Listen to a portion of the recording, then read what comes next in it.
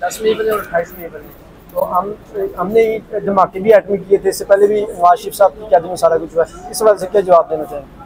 मेरे ख्याल है एटॉमिक धमाकों का क्रेडिट जो है वो जुल्फ़िकार अली भुट्टो मरहूम को जाता है और डॉक्टर कदीर खान को जाता है, और बाकी जो है जिसने भी जिस हैसियत में भी पाकिस्तान की थोड़ी बहुत खिदमत की है, अल्लाह उसको अजर दे। Thank you sir.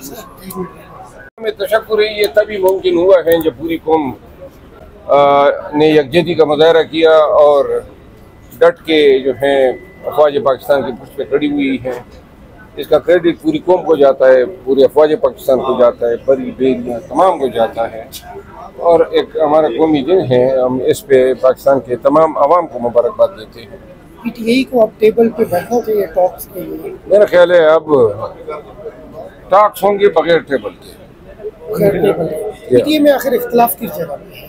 इख्तिलाफ की वजह तमाम सुन लें, पार्टी पे कब्जे का झगड़ा है, और इसलिए जो है खान की जो हिदायत है उनको बनाए ताक रखते हुए कुछ अनासिर हैं जो ज़बरदस्ती के पार्टी पे जो है बुली करके लोगों को हरासा करके काबिज होना चाहते हैं, और मेरा ख्याल है जल्दी एक्सपोज होंगे, लेकिन ये कब्जे की कोशिश इनकी नाकाम होगी। ऐसे कौन से लोग हैं अनासिर हैं?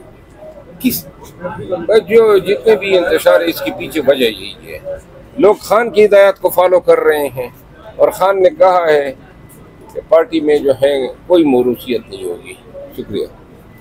इंसाफ की मीडिया तो इसलिए मुज़ाकरात यकीनी होते हैं। मुज़ाकरात के बगैर आप आगे नहीं जा सकते। पॉलिटिकल पार्टीज मुज़ाकरात करती हैं, लेकिन ये जो अभी बात सर्कुलेट हो रही है कि कोई मुज़ाकरात हो रही है या नहीं हो रही, देखिए मैं आपको सिंपल बात बताती हूँ।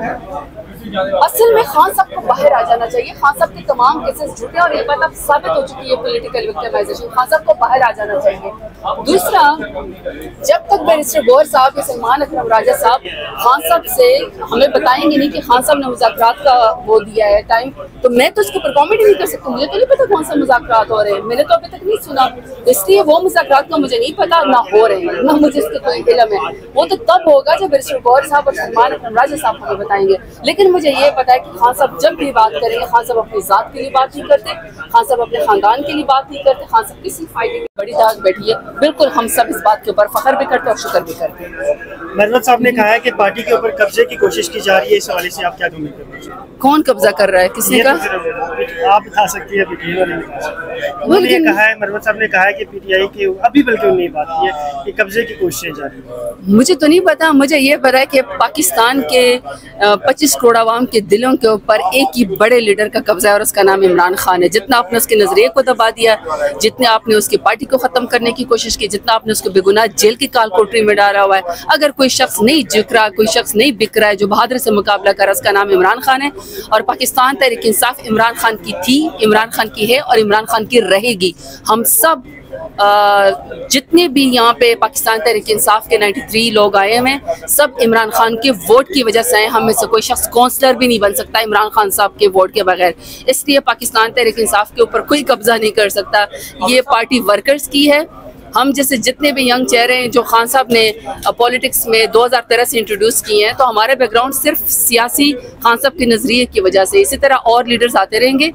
पाकिस्तान तहरीक इंसाफ एक नज़रिया, इसके ऊपर न कोई कब्जा कर सकता है, न ये ख़त्म हो सकती है। ये नज़रिया फैल रहा है, इमरान खान की पॉपुलैरिटी बन रही है, और पाकिस्तान तहरीक इंसाफ इमरान खान की है।